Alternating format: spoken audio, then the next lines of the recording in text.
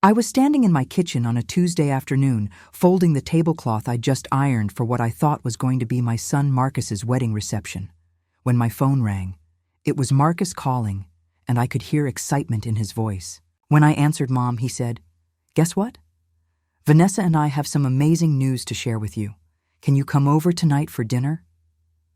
My heart swelled with joy, because I thought maybe they'd finalized the wedding venue, or chosen the date, or had some other wonderful update about the wedding I'd been helping them plan for the past 6 months. The wedding I'd been so excited about, the wedding where I was finally going to see my baby boy marry the woman he loved. "Sure, honey," I said, smiling. Into the phone. "I'll be there. What time should I come? Around 7? He said, and Mom, "Maybe dress nice." "Okay, this is kind of a special announcement." I hung up feeling puzzled but happy, wondering what this special announcement could be, and I spent the rest of the afternoon getting ready, choosing a nice dress, doing my makeup, humming to myself as I imagined all the possibilities. Maybe they were pregnant. Maybe they'd gotten a promotion. Maybe they'd bought a house. So many good things it could be. I drove to their apartment that evening, my heart full of anticipation, full of joy, full of love for my son and his fiancée. And when I knocked on the door, Vanessa answered with the biggest smile on her face, and she said, "Come in, Diane. We're so excited to tell you our news." And I walked in, and Marcus was standing there in the living room, also smiling. And they both looked so happy, so radiant. And I thought, whatever this news is, it must be wonderful. It must be amazing. And then Vanessa took my hand, led me to the couch, sat me down, and she said, "Diane, we have something incredible to tell you. We got married." And I blinked confused for a second because I thought she meant they'd set a wedding date. So I said, "Oh, you chose a date. That's wonderful. When is it?" And she laughed and said, "No, Diane, we already got married. We had a courthouse wedding last month. It's been a month, and we're already husband and wife." The words hit me like a physical blow, like someone had reached into my chest and squeezed my heart until I couldn't breathe. I sat there on their couch staring at them, trying to process what they'd just said, trying to make sense of words that didn't make sense. Because my son Marcus, my only child, the boy I'd raised alone, after his father walked out when he was 3, the boy I'd sacrificed everything for, had gotten married without me, had stood in front of a judge and said vows and signed papers and become someone's husband. And he hadn't invited me, hadn't told me, hadn't even given me the chance to be there. "You're joking." I finally managed to say, my voice coming out small and broken. "You're joking, right? This is some kind of prank." But Marcus shook his head, looking less confident now, seeing the devastation on my face. "No, Mom. It's not a joke. We really got married last month. It was just the 2 of us and a couple of witnesses at the courthouse. It was simple and perfect and exactly what we wanted, and now we're planning a big party to celebrate with everyone but the actual marriage that already happened a month ago." I felt like I was going to be sick. Felt the room spinning around me. Felt everything I'd been planning and dreaming about for the past 6 months crumble into dust, because there wasn't going to be a wedding. There had already been a wedding, and I hadn't been there, hadn't been invited, hadn't been included, hadn't even been told until a month after the fact. Why, I whispered, "Why would you do that? Why would you get married? Without telling me, without inviting me. I'm your mother, Marcus. I raised you alone. I sacrificed everything for you. And you couldn't even let me be at your wedding. I'm so glad you're here. If you're watching this video, please like and subscribe to my channel and tell me in the comments where you're listening to my story. From I want to know how far it's traveled. My name is Diane Richardson.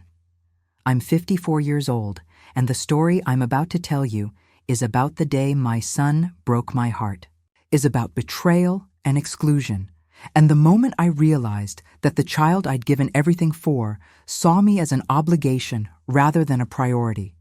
But it's also about what I did next, about how I responded, about how I took back my power and made sure Marcus and Vanessa understood that actions have consequences, that you can't just treat people, especially your mother, like they're disposable and expect no repercussions. So let me start from the beginning. Let me tell you how we got here. Let me tell you about Marcus and Vanessa, and the 6 months I spent planning a wedding that had already happened. Marcus is my only child, my miracle baby. I had him when I was 23 after being told by doctors that I probably couldn't have children. His father, Raymond, was my high school sweetheart, the man I thought I'd spend my life with.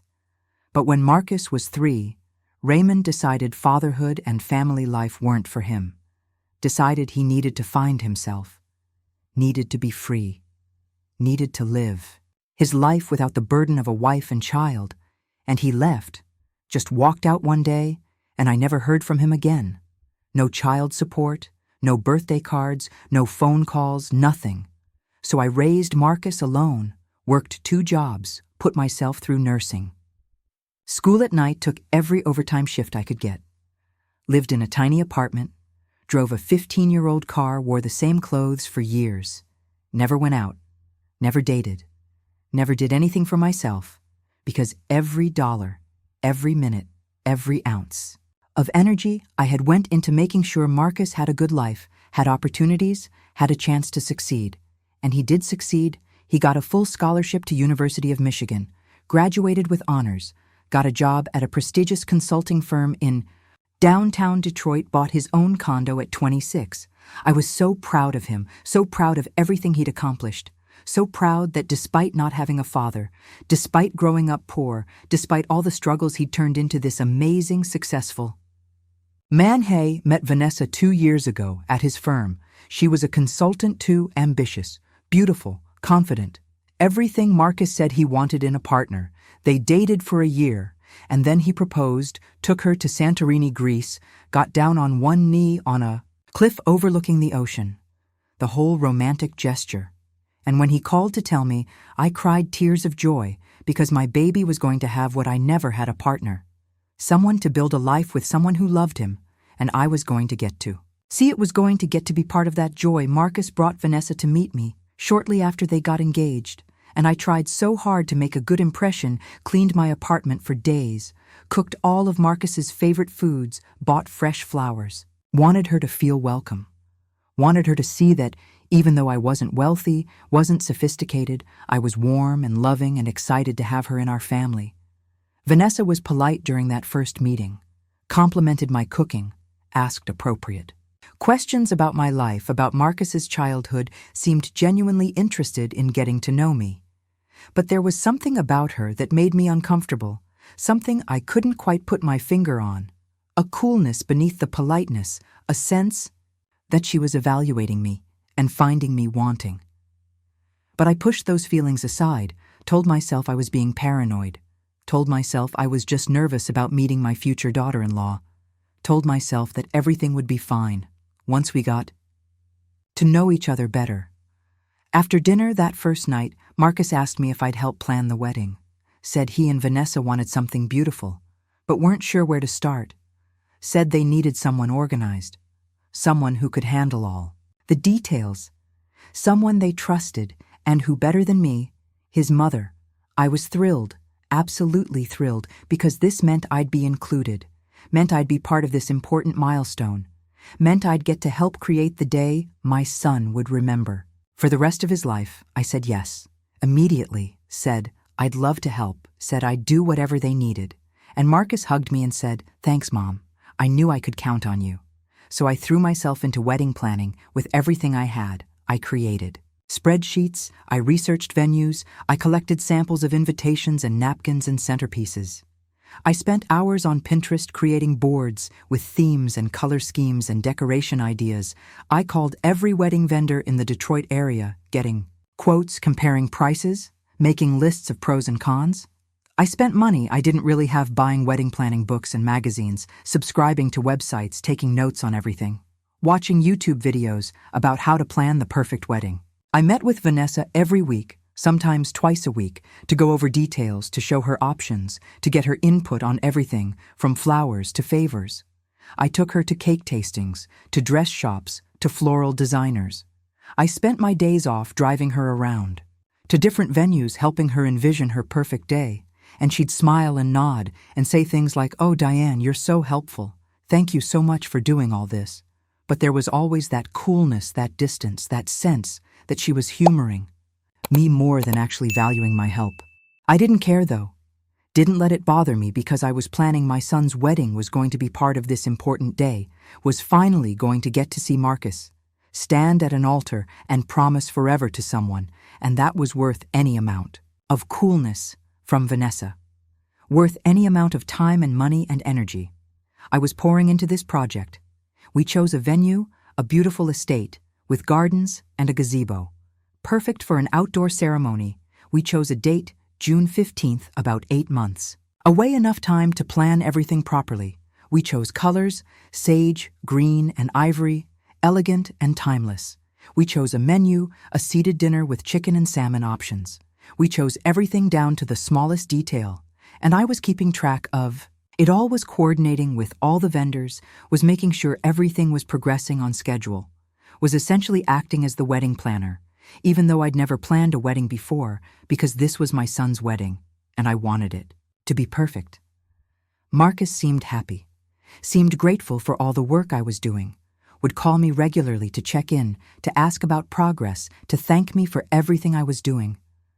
"Mom, I don't know what we'd do without you," he'd say. "You're making this so much easier for us. We really appreciate everything you're doing." And I'd glow with pride, would feel valuable, would feel needed, would feel like I was doing what mothers are supposed to do, supporting their children, making their dreams come true, being there for the important moments.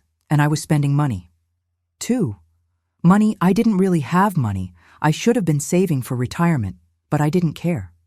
Because this was Marcus's wedding, was a once-in-a-lifetime event, was worth the sacrifice. I contributed $3,000 toward the venue.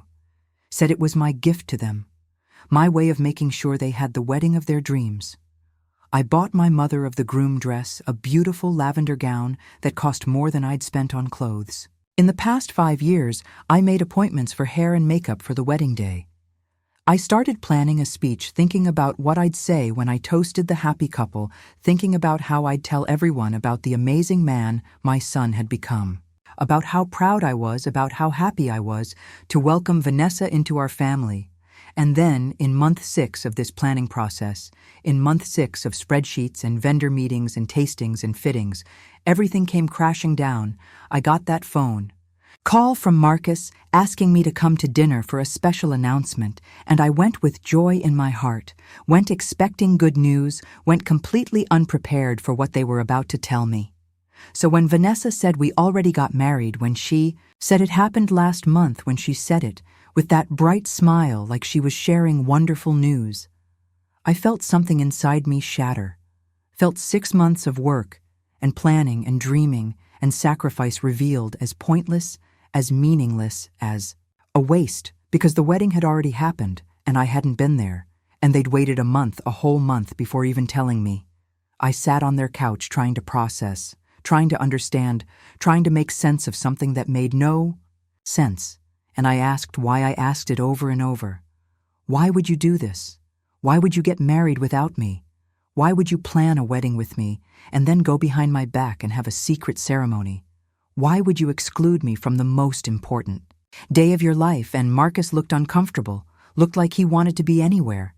But there looked like he regretted telling me, and he said, "Mom, don't be upset. It wasn't about excluding you. It was just we wanted something simple, something private, something that was just about us." And Vanessa jumped in and said, "Yes, exactly. We didn't want all the stress and pressure of a big wedding. We just wanted to make it official between us, and then we can still have the party, the celebration, but without the pressure of it being the actual wedding day." I stared at them, trying to understand their logic, trying to see how this made sense, but all I could see was betrayal. All I could feel was the pain of being excluded, of being treated like I didn't matter, of spending 6 months planning something that turned out to be a lie. "What about the venue?" I said, my voice shaking. "What about the deposits I paid? What about the vendors we hired? What about all the planning we've been doing for 6 months? Oh," Vanessa said, waving her hand dismissively. "We're still having the party, Diane. Everything you've planned is still happening. We're still going to have the reception and the dinner and the dancing, all of that. It's just not going to be our wedding day because we already had our wedding day without you. I felt rage. Then pure hot rage that they could sit there and act like this was no big deal. Like they hadn't just revealed that everything I'd been working on was a sham, like I should just be okay with being excluded from my own son's wedding as long as I could still throw them a party. You lied to me, I said, standing up because I couldn't sit anymore, couldn't be, still couldn't contain what I was feeling. You both lied. To me, for a month, you let me keep planning this wedding, keep spending money, keep coordinating vendors, keep working myself to exhaustion, and the whole time you knew there wasn't going to be a wedding because you'd already had it. You stood there and watched me pour my heart into this, and you said nothing. Mom, Marcus said, standing too, his hands outstretched like he was trying to calm a wild animal. Please don't be dramatic. We didn't lie. We just didn't tell you right away. We wanted to enjoy being married for a bit before we made it public. Didn't tell me right away. I repeated, my voice rising. You didn't tell me at all for a month. You let me go on planning and shopping and coordinating for a month. Marcus, do you have any idea how that feels? Do you have any idea what you've done? I didn't wait for an answer. Didn't want to hear more excuses, more justifications, more reasons why it was okay to treat me like I was disposable. I grabbed my purse and I walked out, and I could hear Marcus calling after me, could hear him saying, Mom, wait, let's talk about this. But I didn't stop. Didn't turn around, didn't give him the chance to make more excuses, because there was no excuse good enough for what they'd done. No explanation that would make this okay. I drove home, crying so hard I could barely see the road pulled into my apartment complex. Sat in my car and just sobbed, deep, wrenching sobs that came from a place of profound hurt, because my son, the child I'd raised alone, the boy I'd sacrificed everything for, had gotten married without me, had deliberately excluded me from the most important day of his life, had stood in front of a judge with the woman he loved and said vows, and I hadn't been there, hadn't been invited, hadn't even been told until a month later, like I was some distant acquaintance who deserved a delayed announcement rather than his mother who deserved to be there. I went inside my apartment, looked around at all the wedding planning materials I'd accumulated. The binders full of vendor information, the samples of napkins and invitations, the vision boards I'd created, the lists I'd made, everything representing 6 months of work, 6 months of joy, 6 months of believing I was helping my son create the perfect day, and all of it was a lie. All of it was meaningless because the wedding had already happened without me, and they'd let me keep planning, let me keep working, let me keep believing I was part of something important, when really I was just organizing a party for people who'd already gotten what they wanted without me. I called my sister Patricia, who lives in Chicago, told her everything, and she was furious. How dare he? She said, how dare Marcus do that to you after everything you've done for him, after raising him alone, after sacrificing everything. You should cut him off. Diane, you should let him know this is not okay. But I couldn't imagine cutting Marcus out of my life. Couldn't imagine not having my son, even a son, who'd hurt me this badly. So I just cried on the phone with Patricia. Cried until I had no tears left, and she said, honey, you need to make a decision. You need to decide if you're going to let this go, if you're going to pretend it's okay, or if you're going to set boundaries, if you're going to let Marcus know that actions have consequences, that you can't just treat your mother like garbage and expect her to smile and say thank you. And I knew she was right, knew I had a choice to make, but I was too hurt, too devastated, too raw to think clearly. So I told Patricia I needed time, needed to process, needed to figure out what to do next over the next few days. Marcus called me, repeatedly sent text messages saying we need to talk, saying please, don't shut us out, saying I'm sorry you're upset, but this isn't worth ruining our relationship over. And that last message, that one about how this isn't worth ruining our relationship, that's what pushed me over the edge, because he was implying that I was being unreasonable, that I was overreacting, that my hurt feelings weren't valid, weren't justified, weren't worth taking seriously. And I realized in that moment that Marcus didn't understand what he'd done, didn't see why it was so hurtful, didn't grasp that excluding me from his wedding was a fundamental betrayal that couldn't just be smoothed over with a few apologies and some empty words about how he hoped I'd still come to the party. So I made a decision. I decided I wasn't going to let this go, wasn't going to pretend it was okay, wasn't going to smile and nod and play the part of the supportive mother who's just grateful to be included in any capacity. I was going to set boundaries, was going to let Marcus know that what he'd done was not acceptable, was going to make sure there were consequences for treating me this way. I called Marcus and I said, "We need to meet in person. We need to have a real conversation about what happened and about what happens next." He agreed immediately, probably relieved that I was finally willing to talk, and we met at a coffee shop the next day, neutral territory, where neither of us would have home advantage. Marcus arrived looking hopeful, looking like he thought this meeting would be about me, accepting his apology, about us moving past this, about everything going back to normal. But he was wrong. We sat down, and before he could launch into whatever speech he'd prepared, I held up my hand and I said, "Marcus, I need you to listen. I need you to really hear what I'm about to say, because this is important." He nodded, looking confused. But willing, and I took a deep breath, and I said, "What you and Vanessa did getting married without telling me, excluding me from your wedding, that was one of the most hurtful things anyone has ever done to me. I spent 6 months planning what I thought was your wedding. 6 months of work and money and energy and joy, and it turns out it was all a lie. You'd already gotten married, you'd already had the moment, you'd already made your vows, and you didn't think I needed to be there. Didn't think I deserved to know, didn't think it was important to include the woman who raised you alone, who sacrificed everything for you, who wanted nothing more than to see you happy." Marcus started to interrupt, started to say, "Mom, I already apologized, I already explained," but I cut him off. "No. Marcus, you apologized for me being upset. That's different from actually understanding what you did wrong and taking responsibility for it. You've been acting like I'm being unreasonable, like I'm overreacting. Like, this is no big deal. But it is a big deal to me. This is the biggest deal, because you excluded me from the most important day of your life, and you did it deliberately, consciously, with full knowledge of what you were doing." He looked uncomfortable, shifted in his seat, and said, "Mom, I didn't mean to hurt you. I just wanted to do things our way. Wanted to have a wedding that felt right for us, and having a big ceremony with all the pressure and expectations that didn't feel right. So we did what worked for us. And I understand that, Marcus," I said. "But here's what you need to understand. You can have whatever kind of wedding you want. That's your choice. But you don't get to lie to me about it. You don't get to let me plan a fake wedding for 6 months while you've already had the real one. You don't get to exclude me and then expect me to just be okay with it just because you're still having a party. And that's where we are now.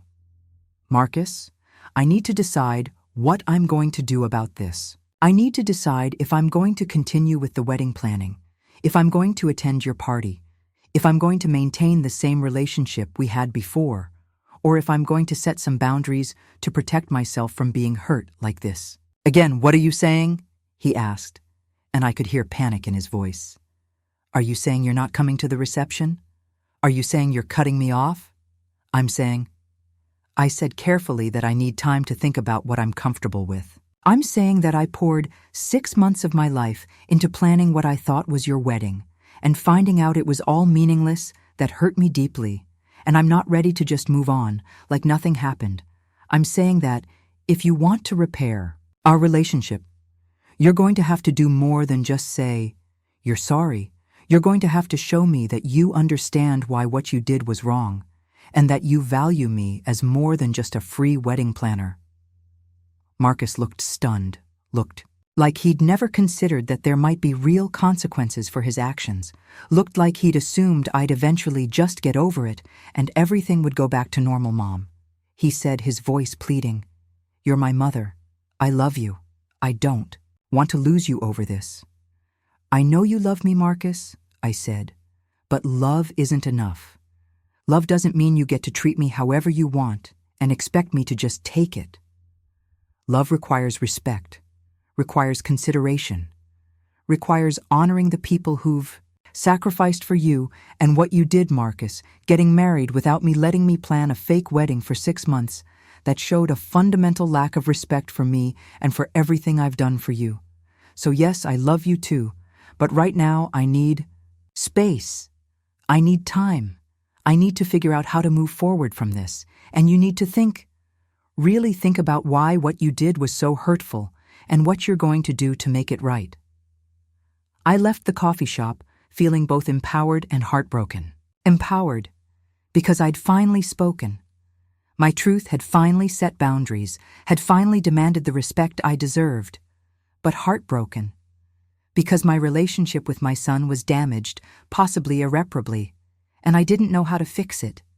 Didn't even know if it could be fixed over the next few weeks. I did a lot of thinking, did a lot of soul-searching, talked to my sister, talked to my friends, talked to my pastor, asking everyone the same question: am I being unreasonable? Am I overreacting? Am I making too big a deal out of this? And universally, everyone said no. Everyone said Marcus was wrong. Everyone said I had every right to be hurt and angry, and that I shouldn't just sweep this under the rug, shouldn't pretend it was okay, shouldn't let Marcus think this behavior was acceptable. So I made some decisions first. I decided I wasn't going to continue planning the wedding reception. I emailed Vanessa and Marcus and said I can no longer serve as your wedding planner for personal reasons. I'm stepping back from all planning responsibilities. You'll need to coordinate directly with the vendors from this point forward. Second, I decided I wasn't going to contribute any more money to their wedding party.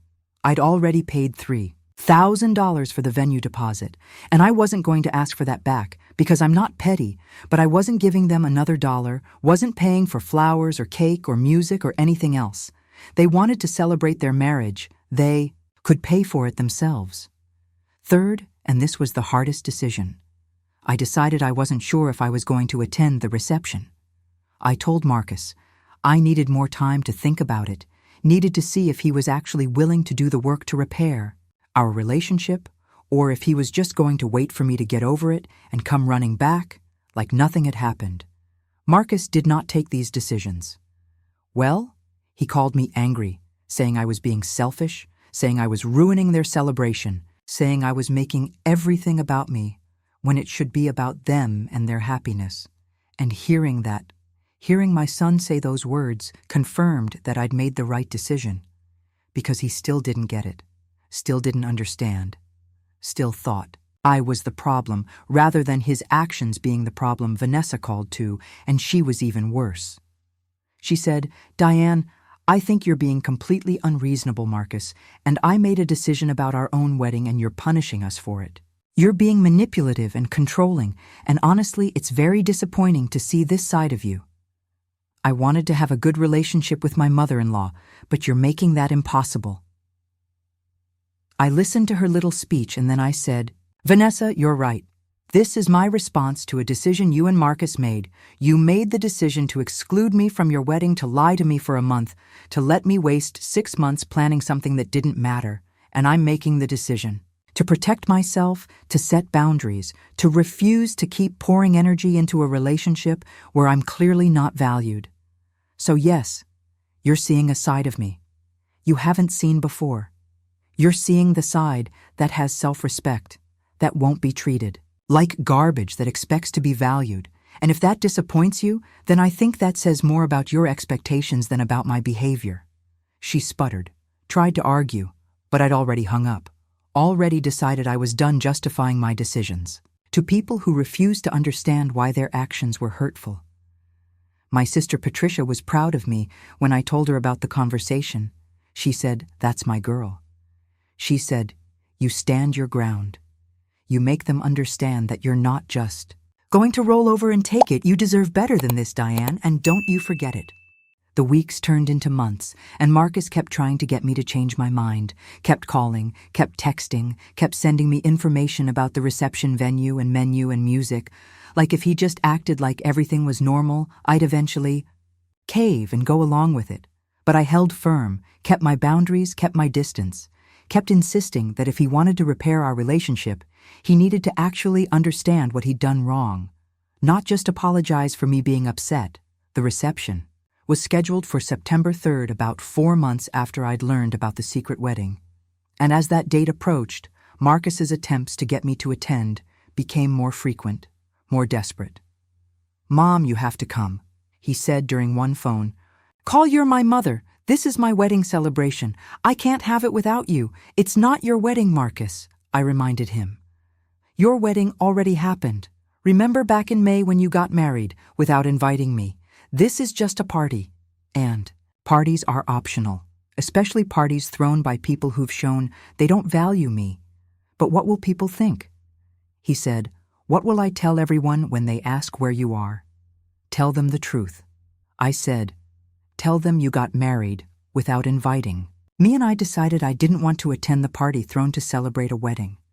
I wasn't included in "Tell them you made a choice and I made a choice, and now we're both living with the consequences of our choices." He got quiet, and then he said, "Is there anything I can do to change your mind? Anything that would make you willing to come?" And I thought about it, really. Thought about whether there was anything he could say or do that would make this okay, that would make me want to celebrate. A marriage I'd been excluded from, and I realized the answer was no, because the damage was done. The trust was broken, the relationship was fundamentally changed, and attending that party pretending everything was fine would just be me going back to my old pattern of sacrificing my own feelings to make Marcus comfortable. And I was done doing that. So I said, "No, Marcus, there's nothing you can do. I won't be attending your reception. I wish you and Vanessa well, but I need to focus on myself, right now, on healing from this hurt. On figuring out what kind of relationship we can have going forward, if any, and it won't be figured out by me, pretending everything is okay when it's not." He tried to argue, tried to convince, tried to guilt me, but I ended the call, wished him well, and hung up, feeling sad, but also at peace because I'd held my boundary. I'd protected myself. I'd refused to let him manipulate me into doing what he wanted, regardless of how it affected me. September 3rd arrived, the day of Marcus and Vanessa's wedding reception, and I spent it at home alone. I'd taken the day off work, had no plans except to stay away from the celebration. I wasn't invited to wait. That's not quite right. I was invited. I was very much invited, but I'd chosen not to attend, had chosen to protect my own emotional well-being over making my son happy. And it felt strange, felt wrong in some ways, because mothers are supposed to be at their children's weddings, supposed to celebrate with them, supposed to put aside any hurt feelings for the sake of family harmony. But I was tired of supposed to.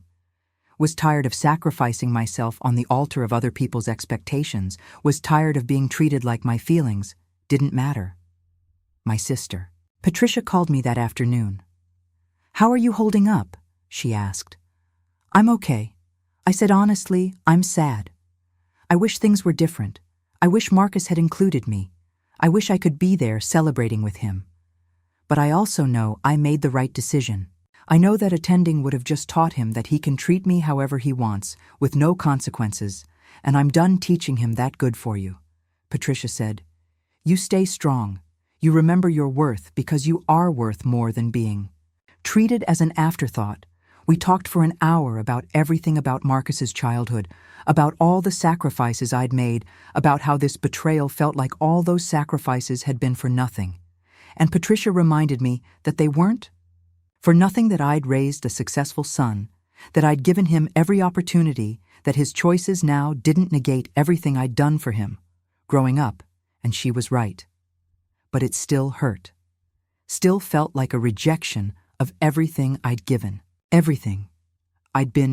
Everything I'd done that evening around the time the reception would have been starting. I got a text from Marcus. It was a photo of the reception venue, all decorated with flowers and lights and elegant place settings, and the message said, "Wish you were here. Mom, this doesn't feel right without you." I stared at that text for a long time, feeling the pull, the temptation to get in my car, to drive to the venue, to walk in and pretend everything was fine, because that would Be easier than maintaining this boundary, than dealing with the discomfort of my son's disappointment. But I didn't. I texted back, "I wish things were different too. I wish I'd been at your actual wedding. I wish you'd valued me enough to include me in that moment. But you made your choice, and I've made mine. I hope you have a wonderful evening." He didn't respond, and I put my phone away, refused to look at it for the rest of the night, because I knew if I did, I'd see more messages, more attempts, to guilt me, more photos designed to make me feel bad for missing this moment. And I couldn't handle the emotional manipulation, couldn't handle being made to feel like I was the bad guy when all I'd done was set a boundary to protect myself. The next few days were hard. Marcus didn't call, didn't text, didn't reach out at all, and I wondered if this was it, if this was the end of our relationship, if my refusal to attend his reception had been the final straw that broke us completely. And that scared me, terrified me. Because despite everything, despite the hurt and anger and betrayal, Marcus was still, my son was still the most important person in my life, and the thought of losing him permanently made me physically ill. But I also knew I couldn't back down, couldn't apologize for protecting myself, couldn't go crawling back, begging for forgiveness when I hadn't done anything wrong. So I waited to see if Marcus would reach out, would try to rebuild, would show any sign that he understood why I'd made the choices. I'd made a week after the reception. Patricia called with news. She said, "Diane, I heard from Aunt Ruth, who heard from someone at Marcus's firm, that the reception didn't go well apparently. A lot of people were asking where you were, and Marcus and Vanessa had to keep explaining that they'd gotten married months ago without telling anyone, and people were not impressed. People were questioning why they'd thrown this expensive party. People were wondering what kind of man gets married without inviting his mother." "Really?" I said, trying not to feel smug, trying not to take satisfaction in Marcus's discomfort, but failing. "Yes," Patricia said. And apparently Vanessa's parents were not happy either. They'd assumed this was the actual wedding, and when they found out Marcus and Vanessa had gotten married months ago, they were furious, said they'd been deceived, said they'd spent all this money on a party under false pretenses. There was apparently quite a scene, and I felt a complex mix of emotions. On one hand, I was sorry Marcus's celebration hadn't gone well, was sorry he'd been uncomfortable. On the other hand, there was a part of me that felt vindicated, that felt like finally other people were seeing what I'd seen, that what Marcus and Vanessa had done wasn't okay, wasn't just a harmless decision, wasn't something everyone should just accept and move on from. "So what happened?" I asked. "Did they leave early?" Patricia laughed. "No, they stuck it out, apparently.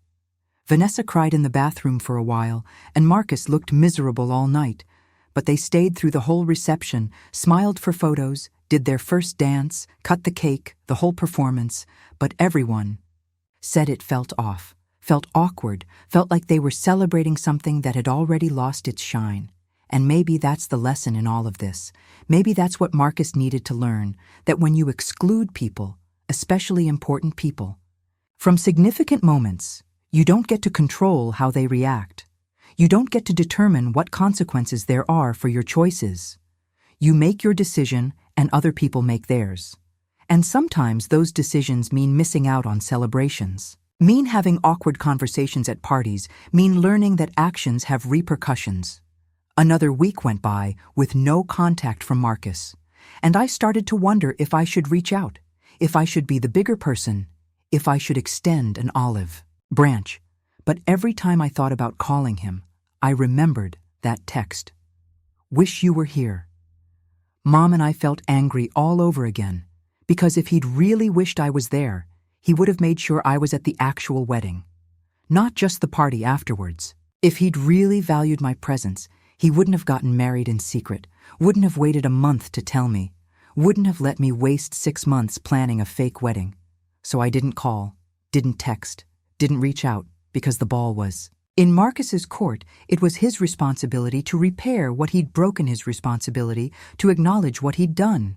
his responsibility to show me that our relationship mattered more than his pride.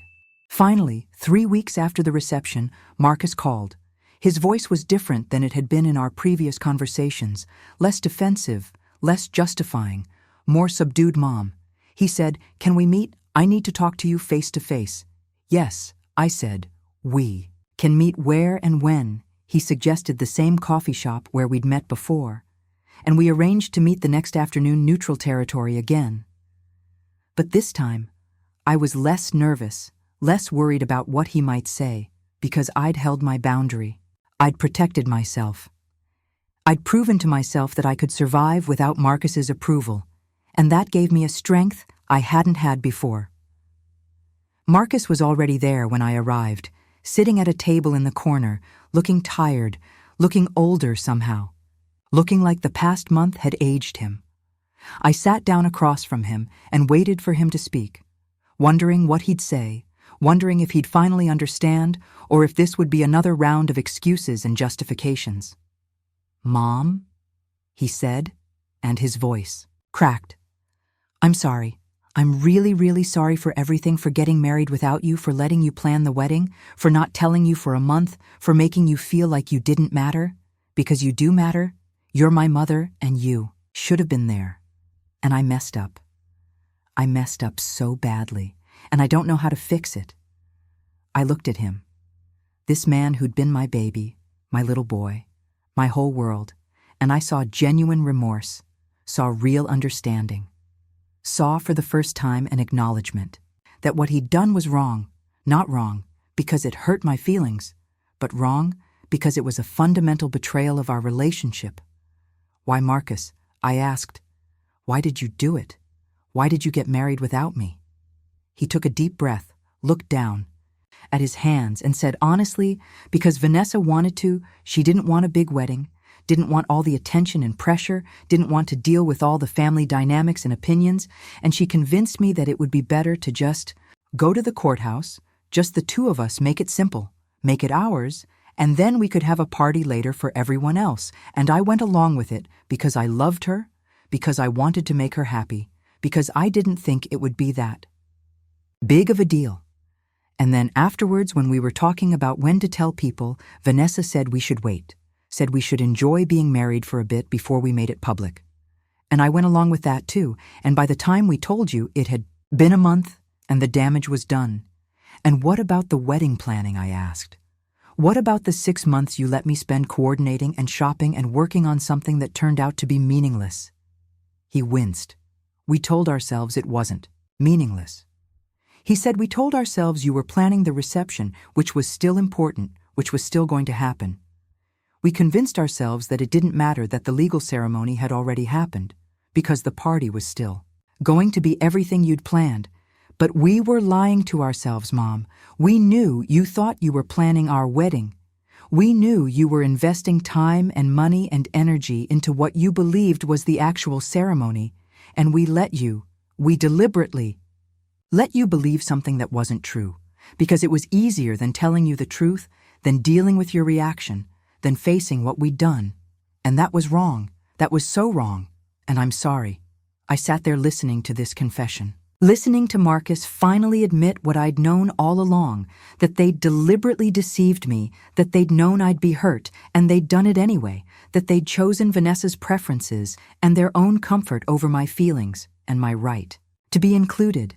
And I felt a complex mix of emotions, relief, that he finally understood anger, that it had taken this long sadness, that our relationship had been damaged this badly, and hope, just a small, fragile hope that maybe we could rebuild. Do you understand why I didn't come to the reception? I asked.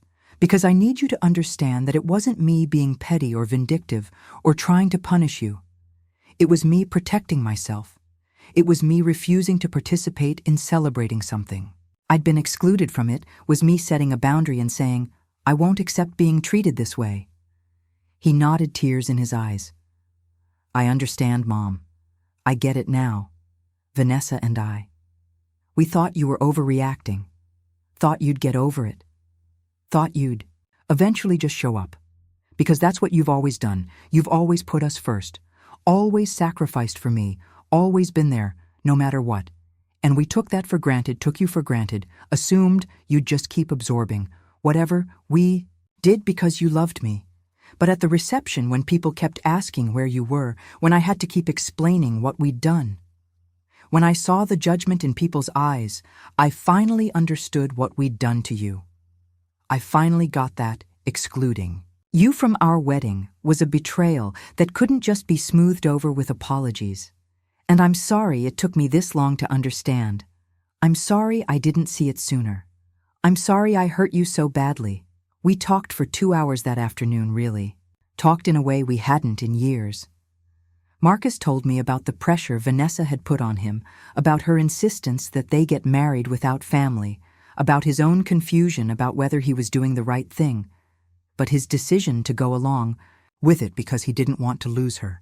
And I told him about the 6 months of planning, about the joy I'd felt being included, about the devastating moment when that joy turned to ashes, about the betrayal I'd felt about the decision to set boundaries, about why I'd chosen not to attend the reception. And slowly, painfully, we started to understand each other, started to see the other's perspective, started to find a path forward. And at the end of that conversation, Marcus said, "Mom, I know. I can't undo what I did. I can't go back and invite you to the wedding. I can't erase the pain I've caused, but I want to try to make things right. I want to rebuild our relationship if you're willing to let me. I want to earn back your trust, and I know that's going to take time, and I know I don't deserve it, but I'm asking you to give me a chance." And I looked at my son, and I thought about everything we'd been through, thought about the years of sacrifice and love, thought about the bond we'd had before this betrayal, thought about whether I was willing to risk being hurt again. And I said, "Marcus, I'm willing to try. I'm willing to work on rebuilding our relationship, but you need to understand, things can't go back to the way they were. I can't go back to being the mother who just accepts whatever you do without question, who sacrifices herself to make you comfortable, who has no boundaries, who never says no. We need a new relationship, one based on mutual respect, one where my feelings matter, one where you consider how your actions affect me before you make major decisions. And if you're willing to build that kind of relationship with me, then yes, I'm willing to try." He agreed. Immediately said he'd do whatever it took. Said he wanted that kind of relationship too. Said he was ready to put in the work. And I believed him. Believed that this crisis had been a wake-up call. Believed that maybe something good could come from something so painful. That was 6 months ago, 6 months of slowly rebuilding our relationship, 6 months of honest conversations and boundary setting, and Marcus actually respecting those boundaries. 6 months of healing, and we're not all the way there yet, not back to where we were before. Because you can't go back, you can only go forward, but we're in a better place than we were, and maybe eventually we'll be in an even better place than before, because our relationship now is built on honesty instead of unspoken expectations, built on respect instead of obligation, built on choice instead of just blood. Marcus and I have dinner once a week now, and we actually really talk about real things, about how we're feeling, about what we need, about what's working and what's not. And it's different than it was before. It's more honest, more authentic, more real. Vanessa and I are working on our relationship too. It's been harder with her because she still doesn't fully understand why what they did was so hurtful. Still sees me as having overreacted. But she's trying. She's making an effort. She's showing up for family dinners. She's being respectful, and that's enough for now. Maybe eventually we'll have the close relationship I'd hoped for. Maybe we won't, but either way, I'm no longer willing to force it. No longer willing to accept crumbs of affection. No longer willing to be treated as less than I deserve. I've also done a lot of work on myself over these past 6 months. Work on understanding why I'd been so willing to sacrifice myself for Marcus, why I'd measured my worth by how much I could do for him, why I'd tied my identity so completely to being his mother. And I've realized that when Raymond left, when Marcus was 3, I made a decision. I decided that I would be everything Marcus needed, that I would fill the role of both parents, that I would sacrifice anything and everything to make sure he didn't feel the absence of his father, and that decision served its purpose. Marcus grew up feeling loved, and secure and supported. But it also created an unhealthy dynamic where I had no identity outside of being Marcus's mother, where my worth was entirely dependent on him needing me, where I couldn't set boundaries because boundaries felt like failure, felt like not being enough. And that's what made this betrayal so devastating. Because if my whole identity was wrapped up in being Marcus's mother, in being needed by him, then being excluded from his wedding wasn't just hurtful. It was existential. It called into question who I was, what I was worth, what my purpose was. But I'm learning. I'm learning that I'm more than just Marcus's mother, that I have value beyond what I can do for other people, that I deserve respect and consideration and love, not because of what I sacrifice, but because of who I am. I've started doing things for myself, things I never made time for. When I was focused entirely on Marcus, I joined a book club at my church, started taking a painting class on Saturday mornings, reconnected with old friends I'd lost touch with over the years. And I'm dating, at 54, after being single for over 30 years. I met a man named David at my painting class. He's 58, a widower kind. Funny makes me laugh, makes me feel seen, makes me feel valued for who I am, not what I can do for him. And it's nice. It's really nice to be building something that's just for me, that has nothing to do with being Marcus's mother. And Marcus has been supportive, has said he's happy. I'm doing things for myself, has even met David, and they got along well. And that feels like progress, feels like maybe Marcus is learning to see me as a complete person instead of just his mother. And maybe that's the real lesson in all of this. Maybe that's what I needed to learn, that being a good mother doesn't mean sacrificing yourself completely, doesn't mean having no boundaries, doesn't mean accepting whatever your children do without question. Being a good mother means loving your children. Yes, but also loving yourself means raising them to be respectful and considerate and to understand that actions have consequences, means teaching them that relationships are two-way streets, that love requires mutual care and consideration, and that sometimes the most loving thing you can do is set a boundary and stick to it, even when it's hard, even when it causes conflict, even when it means missing events you wanted to attend, because boundaries teach respect, and respect is the foundation of any healthy relationship. Looking back, now I don't regret not attending that reception, even though it was hard, even though it caused a rift in my relationship with Marcus, even though I spent that day alone feeling sad and conflicted, because attending would have taught Marcus that he could treat me however he wanted, with no consequences, would have reinforced the unhealthy dynamic we'd had, where I sacrificed myself to make him comfortable, would have meant ignoring my own needs and feelings to prioritize his. And I'm done doing that, done being the martyr, done measuring my worth by how much I can sacrifice, done accepting less than I deserve. So yes, my son got married without me. Yes, I found out a month after the fact. Yes, it broke my heart. But I survived, I set boundaries. I demanded respect. I rebuilt my relationship with my son on healthier terms, and I learned that I'm worth more than being someone's afterthought, that I deserve to be valued, that I can stand up for myself even when it's scary, even when it costs me something, even when people think I'm being unreasonable, and that's worth everything. That's worth more than attending a party. That's worth more than keeping the peace. That's worth more than avoiding conflict, because at the end of the day, I have to live with myself. I have to look at myself in the mirror.